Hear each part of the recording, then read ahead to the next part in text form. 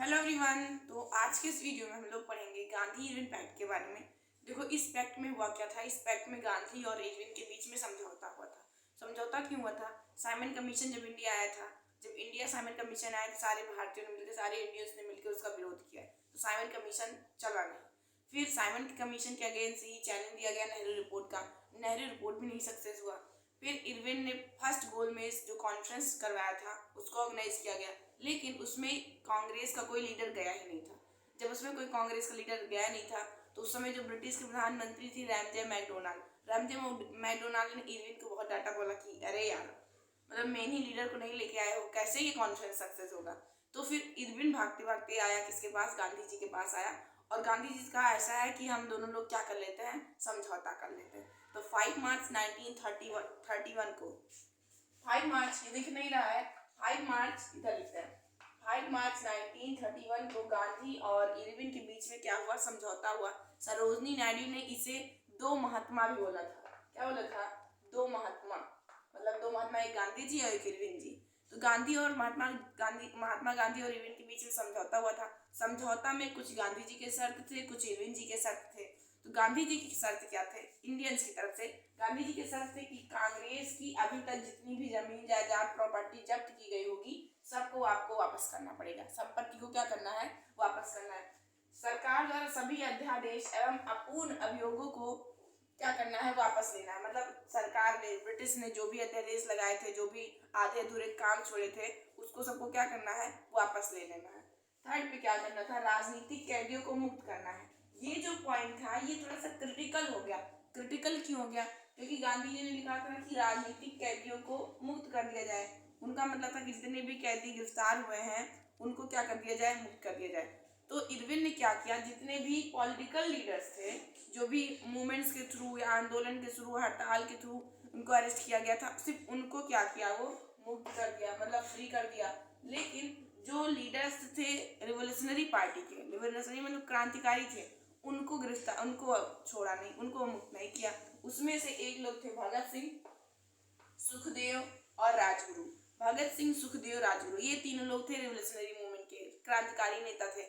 अब इन तीनों को नहीं मतलब फ्री किया गया, तो इनको क्या हुआ?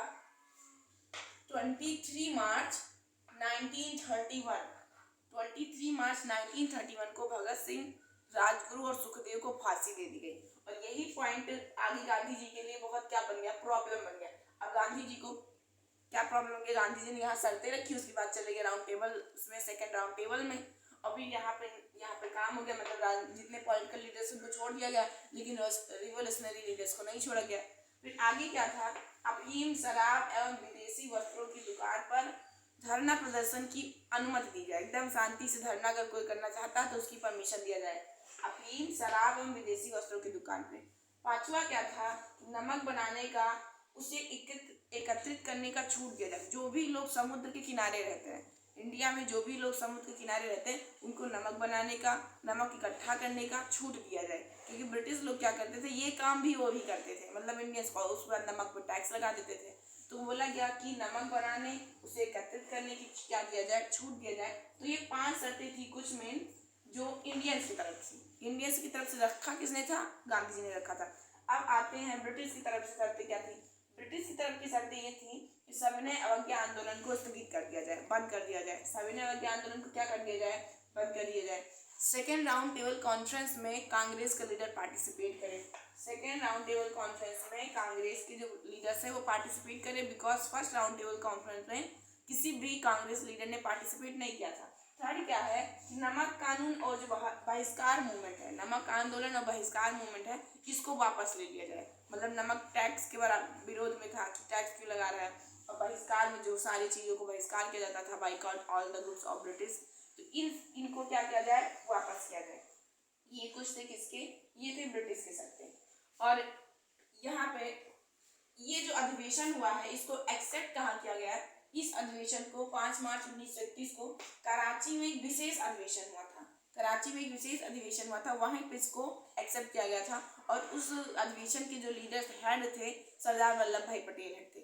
इस लीडर यहाँ पे, जब यहाँ पे गांधी जी आए तो यहाँ पे जितने भी यंग लीडर्स थे, जितने भी युवा लीडर्स थे, उन्होंने इनका खूब विरोध किया और गांधी जी को काला झंडा दिखाकर क्या क्या प्रदर्शन किया, काला झंडा दिखाकर प्रदर्शन किया। क्यों? क्योंकि यहाँ पे गांधी जी राजनीतिक जितने लीडर्स थे उनको तो बचा नहीं थे, पॉलिटिकल लीडर्स, बट जितने भी क्रांतिकारी लीडर्स थे उनको बचा नहीं पाए थे। इसीलिए जितने भी यंग लीडर्स है बहुत गुस्सा हुए। कहीं ना कहीं इसमें गांधी जी की गलती छुपी थी, ये बात फैक्ट है।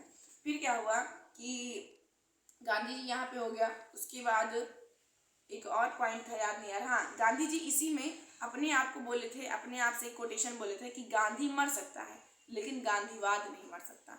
इसी उसमें गांधी इरविन फैक्ट में, गांधी इरविन फैक्ट में बोला था, जब गांधी जी का सब लोग प्रदर्शन करे थे गांधी जी के विरोध में काले झंडे दिखा के, तब गांधी जी ने कहा था गांधी मर सकता है लेकिन गांधीवाद नहीं मर सकता।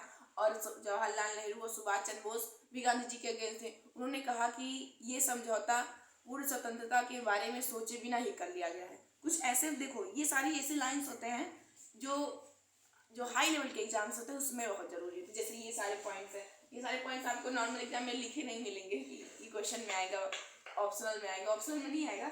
इसको अगर कोई मेंस वगैरह पेपर देता है, लिखता है, तो ये बहुत इंपॉर्टेंट होता है। लिखते हैं हम इसको पढ़ाते क्यों हैं? क्योंकि अभी तक जो पढ़ाई चल रही थी मिलावट में चल रही थी। मिलावट मतलब इंग्लिश पढ़ो, हिंदी पढ़ो, फिर उस किस मीडियम में जाओ कुछ पता ही नहीं चलता। अब मैं थोड़ा सा कोशिश कर रही हूँ क्योंकि मेरा मीडियम हिंदी है तो मैं हिंदी ही पढ़ूँ, जिससे मेरे सब आदत में आए। लिखना हुआ, पढ़ना हुआ, अगर ये आदत में आएगी नहीं तो हम लिखेंगे कैसे? मेन मौके पे पता भूल ही गए कि स्थगित करना को क्या कहेंगे, स्टॉप तो जानते हैं, और हिंदी में स्थगित करते क्या कहेंगे। तो इसीलिए मैं हिंदी यूज़ कर रही हूँ, मिलावट नहीं।